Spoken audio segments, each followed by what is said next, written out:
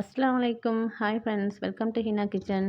நீங்க எல்லாரும் நலமா இருக்கும்னு நம்புறேன். அல்ஹம்துலில்லாஹ் நாங்களும் நலமா இருக்கிறோம். இன்றைக்கும் ஒரு இன்ட்ரெஸ்டான வீடியோல தான் உங்கள சந்திக்கிறேன். வீடியோ லாஸ்ட் வரை ஸ்கிப் பண்ணாம பாருங்க. நாங்க எப்படி இருந்தாலும் 35 வயசு மிந்தினாலே நம்ம ஹெல்த்த நாம தான் பாதுகாத்துக் கொள்ளணும். ஏன்டா இப்ப வயசெல்லாம் தேவையில்ல. எந்த வயசு இருந்தாலும் எந்த நோயும் வரலாம். அதுக்காக வேண்டி நான் சொல்ல மாட்டேன், இந்த சாப்பாடு சாப்பிடுங்க, அது சாப்பிடுங்கன்ட்டு. இப்படி நாங்க வாரத்துல ஒரு முறை சரி இந்த நாங்க சிவப்பு அரிசி மா, இடியாப்பம், மல்லாண்ட ராகினா குறைக்க இடியாப்பம், புட்டு, இது தோசை இதெல்லாம் புள்ளைகளுக்கு செஞ்சு குடுத்து பாருங்க. அவங்களுக்கு பொய் சொல்லி குடுக்கணும்ட்டு அவசியம் இல்ல. அவங்களுக்கு உண்மைய சொல்லி இதுதான் இப்படித்தான்னு சொல்லிக் குடுத்தா அவங்களே சாப்பிட்டுருவாங்க. பண்டைய நாள் வந்து ராகி மா, இடியாப்பம் நைட்டுக்கு தான் செஞ்சிருந்தேன். இதுக்கு வந்து ஒரு பெரிய பவுல்ல தண்ணி நல்லா கொதிக்க வச்சு ஒரு பெரிய பவுல்ல ஊத்திக்கோங்க. அதோட தேவையான உப்பு சேர்த்துனேன். நான் தண்ணியில தான் உப்பு சேர்த்துக்குவேன். அப்ப எல்லாம் கலந்து விட்டுனா எனக்கு மாவுல ஊத்தி மாவ பெனஞ்செடுக்கிற டைமுக்கு அது லேசு. ஏன்டா மாவுல உப்பு சேர்த்து பெனையறத விட, இதுக்காக வந்து நான் பாக்கெட் எனக்கு தேவையான அளவு கொஞ்சம் இத போட்டுண்டேன். அடுத்து வந்து அரிசி மா கடையில நாங்க வாங்க இடியாப்பம் மா, வறுத்த இடியாப்பம் அரிசி மா அதையும் கொஞ்சம் சேர்த்துண்டேன். விருப்பமானவங்க இது சாப்பிட இல்லாட்டி அதை சாப்பிடட்டும்னு தான். இப்ப பெனையறதுக்கு முதல்ல இந்த தண்ணிய வந்து சின்ன ஒரு கப்பால இன்னபடி ஒரு 3 முறை மாரி நீங்க இன்னபடி ஊத்திக்கணும். அப்பதான் அந்த கொஞ்சம் அந்த சூடு குறையும். நல்லா சூடு குறையணும்ட்டு இல்ல, நல்லா சூடும் இருக்கணுமா. இப்ப இந்த ராகி மாவுக்கு இந்த தண்ணிய கொஞ்சம் கொஞ்சமா ஊத்தி நல்லா பெனஞ்செடுத்துக்கணும். இன்னும் இந்த பதம் வந்ததும் சரி இது இடியாப்பம் புழியறதுக்கு அத அப்படியே ஓரம் வச்சுட்டு, இடியாப்ப அரிசி மாவையும் கொஞ்சம் கொஞ்சமா தண்ணி ஊத்தி பெனஞ்செடுத்துருந்தேன்.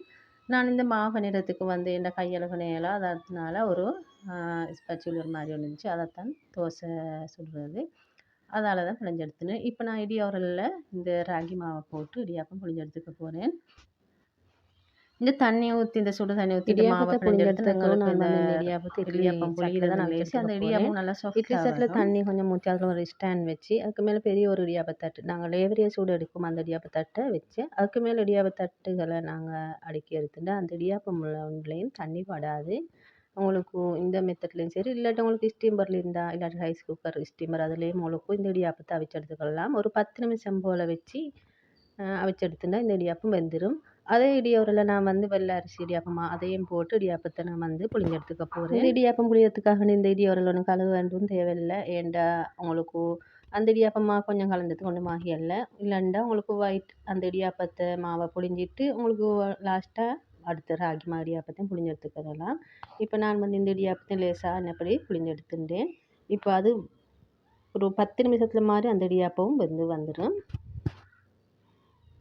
ஒரு இடியாப்பம் மட்டும்தான் அந்த கலரா வந்துச்சு. அந்த இடியாப்பம்ல அந்த மா இருந்ததால எல்லாம் இப்படி பொழிஞ்சு வச்சுட்டேன். இப்ப அடுத்த இடியாப்பம் வந்து ஒரு 10 நிமிஷத்துல மாரி வந்த பிறகு அத இறக்கி ஆற வச்சு எடுத்த பிறகு தான் இந்த இடியாப்பத்த நான் வச்சு அவிச்சு எடுத்துக்க போறேன். இடியாப்பம் புளித வேலைகள் முடிஞ்ச உடனே அந்த பாத்திரம், அந்த இடியோரல் எல்லாம் அப்பவே நாங்க தண்ணியில ஊற வச்சுட்டா எங்களுக்கு கழுவுறதுக்கு லேசா இருக்கும். இல்லைன்னா அது காஞ்சிட்டா எங்களுக்கு கழுவுறது கொஞ்சம் கஷ்டமா தான் இருக்கும். இது எல்லாருக்கும் தெரியும்னு நினைக்கிறேன். இப்ப நான் வந்து இதெல்லாம் பாத்திரம், அந்த இடியோரல் எல்லாம் தண்ணியில அப்படியே ஊற வச்சுட்டு லாஸ்ட்டா தான் இத கழுவி எடுத்துக்க போறேன். இப்ப எங்களுடைய ராகிமா, குறைக்கமா இடியாப்பம் இப்ப வெந்து வந்துட்டு, இப்ப நான் இத இறக்கி ஆற வச்சுடுவேன். இப்ப உங்களுக்கு இந்த இடியாப்பம் 10 நிமிஷத்துல இருந்துச்சுன்னா, எனக்கு ஒரு 6, 7 நிமிஷத்துல மாரி இது வெந்துட்டுது. இப்ப நான் இத இறக்குற டைமுக்கு இப்படி காட்டுறேன். உங்களுக்கு பார்க்க சொல்ல வீடியோல விளங்கும். இது நல்லா சாஃப்ட்டாவும் இருந்துச்சு. நான் அந்த தட்டுலேருந்து கழட்டுறதும் நல்லா ஈஸியா இருந்துச்சு. இடியாப்பத்த பார்த்தாலே உங்களுக்கு நல்ல ஒரு சாஃப்ட்டான தன்மை உங்களுக்கு வீடியோல விளங்கும். இப்ப எங்களோட மகள் ஒரு கேள்வி கேட்டா, இது சாப்பிடுற டைமுக்கு எனக்கே பக்குன்னு ஆயிட்டுது. சிரிப்பே வந்துச்சு. இது என்னன்ட்டு நான் லாஸ்ட்ல சொல்றேன் என்னன்ட்டு. இப்ப இடியாப்பமெல்லாம் நான் எப்படி இறக்கி எடுத்து வச்சுட்டு, இப்ப அடுத்த இடியாப்பத்தையும் அதே சட்டியில நான் வந்து அடுக்கி, அதையும் ஒரு 10 நிமிஷம் மாரி வேக வச்சு எடுத்துட்டேன். நீங்க திரும்ப ஸ்டீமர்ல அவிக்கிற டைமுக்கு கட்டாயம் தண்ணி இருக்கிறான்னு பார்த்துக்கணும். தண்ணி போதான்னா நீங்க இன்னும் கொஞ்சம் தண்ணி ஊத்திக்கோங்க. ஊத்தி திரும்ப இடியாப்ப தட்ட எண்ணெப்படி அடுக்கி நீங்க அத அவிச்சு எடுத்துக்கலாம். இப்ப நான் வந்து இதையும் ஒரு 10 நிமிஷம் மாரி வச்சுட்டேன். அத வேகட்டும்ட்டு. இப்ப வெந்த பிறகு அதையும் எடுத்துண்டேன். எடுத்து அதையும் ஒரு பிளேட்ல மாத்திண்டேன். அதுல ஒரு கலர் தான் இடியாப்பம் வந்துச்சு. ஒன்றுல 2 கலரா மாறி. இப்ப அது இடியாப்பம் நல்லா சாஃப்ட்டா வந்துச்சு. இதெல்லாம் எடுத்து அப்படியே வச்சுட்டேன். வச்சுட்டு இதுக்கு ஒரு கறி செய்யணும். நாங்க எப்படி இடியாப்பத்துக்கு லேசான ஒரு கறி இது நைட்டு செஞ்சிருந்தேன். இன்றைக்கு வந்து முட்டை உடைச்சி ஊத்தி ஆணம் செஞ்சிருந்தேன். அது நல்ல டேஸ்ட்டா இருந்துச்சு. நாட்டு முட்டை உடைச்சி ஊத்தி ஆணம் ஒண்ணு செஞ்சு பாருங்க. இடியாப்பத்துக்கு நல்லா டேஸ்ட்டா இருக்கும். வாங்க அந்த இடியாப்பத்துக்கு அந்த கறி எப்படி செய்யுதுன்னு பார்ப்போம். இந்த கறி ஒண்ணு இருந்தாலே வேற ஒரு கறியும் தேவையில்லன்னு நினைக்கிறேன். என்னை பொறுத்தவரை இந்த கறி நல்லா டேஸ்ட்டாக இருந்துச்சு. இப்போ இதுக்கு வந்து ஒரு மண் சட்டியில் ஒரு 2 டேபிள் ஸ்பூன் மாதிரி எண்ணெய் சேர்த்துக்கோங்க. நான் தேங்காய் எண்ணெய் சேர்த்துனேன். அதோட கடுகு வெந்தயம் போட்டுக்கணும். போட்டு நல்லா வதங்கி பொரிஞ்சு வர சொல்ல வெங்காயம் நல்ல பெரிய சைஸ் வெங்காயம் ஒன்று நல்லா சின்னதாக கட் பண்ணி இப்படி போட்டுக்கோங்க. ஒரு பச்சை மிளகாய் ஒரு 4, 5 அதோட தக்காளி. பச்சை மிளகாய் தான் இதை காரமே. இதோட வந்து கருவேப்பிலை சேர்த்துக்கணும். சேர்த்து இதை நல்லா வதங்க விடணும். வதங்கி வர சொல்ல கொஞ்சம் உப்புத்தூள் சேர்த்துக்கணும். அப்போ இது டக்குன்னு வதங்கி வந்துடும். அப்போ அது வதங்கி வரும் வரைக்கும் நாங்கள் தேங்காய் பால் அதெல்லாம் ரெடி பண்ணி நேரத்தோடய வச்சிடணும். 1ஆம் பால் 2ஆம் பால் ஒன்றுக்கும் 3ஆம் பாலை வேற வச்சுக்கோங்க. ஏன்டா இதுக்கு வந்து கறிக்கு கொஞ்சம் ஆணம் தேவை. இப்போ இதுக்கு வந்து கொஞ்சம் மிளகாய்த்தூள் ஒரு பிஞ்ச் அளவு மாதிரி சேர்த்துக்கணும். அதோட மல்லித்தூள் 1 டீஸ்பூன், அதோட மஞ்சத்தூள் ஒரு 1/4 டீஸ்பூன் சேர்த்துக்கோங்க. மிளகுத்தூள் இருந்தால் அதையும் சேர்த்துக்கலாம். இதோட வந்து சீரகத்தூள் ஒரு 1/4 டீஸ்பூன் சேர்த்துக்கணும். சேர்த்து இதை நல்லா கலந்துட்டுக்கணும். மீடியம் ஃப்ளேமில் வச்சுக்கோங்க. கலந்துட்ட பிறகு இதோட வந்து நான் 3ஆம் பால் எடுத்து வச்சிருந்து அதை தான் இதோட சேர்த்துக்க போகிறேன். இல்லாட்டா உங்களுக்கு தண்ணி சேர்த்துக்கலாம். இதோட தண்ணி சேர்த்துனாலும் பிரச்சனை இல்லை. சேர்த்து இதை அப்படியே மூடி போட்டு வேக வச்சிடுவேன். அந்த ஆணம் கொஞ்சம் கொதித்து வெந்து வரட்டும். இந்த ஆணம் ஒரு 5 நிமிஷத்துல மாதிரி நல்லா கொதித்து வருது. இப்போ நாங்கள் ஒரு கரண்டியால் இல்லாட்டி ஒரு ஹப்பால் அப்படியே கலந்து விட்ட போகிறோம். இதில் வந்து நாங்கள் முட்டையை உடச்சி ஊற்றிட வேண்டியதான். நான் வந்து இது புதிய முட்டைன்றதால அப்படியே சட்டிலே ஊற்றின்றேன். நீங்கள் எடுத்து வச்சிருந்த முட்டைன்றால் நீங்கள் ஒரு சின்ன குட்டி பவுலுக்கு ஊற்றி பார்த்து முட்டையை ஊற்றிக்கோங்க. இல்லாட்டி எல்லாமே ஃபெயில் ஆகி போய்த்திடும். இப்போ நான் வந்து இதை ஊற்றிட்டேன்.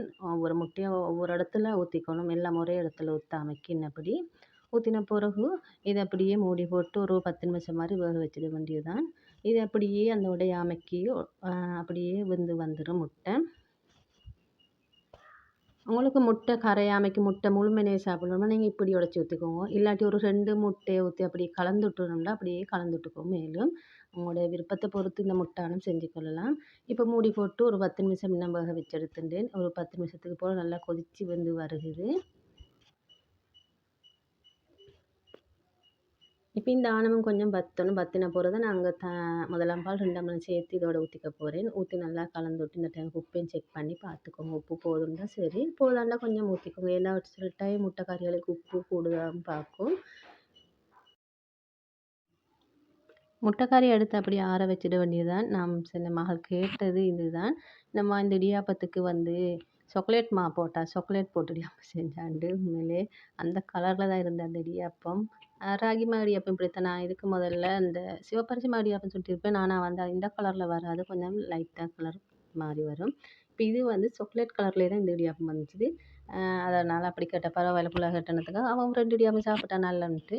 இப்போ இது அடுத்த நாள் எடுத்தது வந்து காலையில் பிரேக்ஃபாஸ்ட்டுக்கு இந்த இடியாப்பமே நான் வந்து கொஞ்சம் சூடு பண்ணி எடுத்துனேன். சூடு பண்ணதுக்காக வந்து நான் ரைஸ் குக்கரில் ஸ்டீமரில் போட்டு அதை அப்படியே அடுக்கி வச்சு ஒரு 2 நிமிஷம் மாதிரி வச்சு அப்படியே சூடு பண்ணி எடுத்துட வேண்டியதுதான். அந்த கீழ் சட்டியில் வந்து தண்ணி ஊற்றி இப்படித்தான் அவிச்சு எடுத்துக்கணும் கொஞ்சம். இப்போ இது வந்து இதில் தான் நான் கொஞ்சம் இடியாப்ப மாவுக்கு ஸ்கூலுக்கு போட்டு அனுப்பினேன். உங்களுக்கு இடியாப்பம் மீதமாக இருந்தால் ஃப்ரிட்ஜில் வச்ச தேவையுமில்லை. அடுத்த நாள் சாப்பிடுவேன்டா அதை காலையிலே உங்களுக்கு இன்னும் இப்படி ஸ்டீம் பண்ணி எடுத்துக்கோ. மேலும் இதுவும் ஒரு யூஸ்ஃபுல்லாக இருக்கும் உங்களுக்கு நினைக்கிறேன். வீடியோ லாஸ்ட் வரை ஸ்கிப் பண்ண பார்த்துக்கிட்டே தான் போகலாம். இன்னும் ஒரு இன்ட்ரெஸ்டான வீடியோ சந்திக்கும் வரை தேங்க்ஸ் ஃபார் வாட்சிங்.